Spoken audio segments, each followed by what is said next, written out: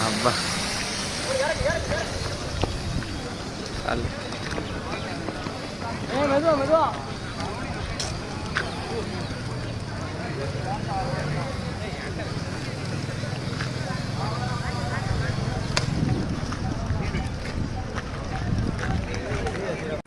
ఇంకేటి చూడ పెద్ద డ్రోన్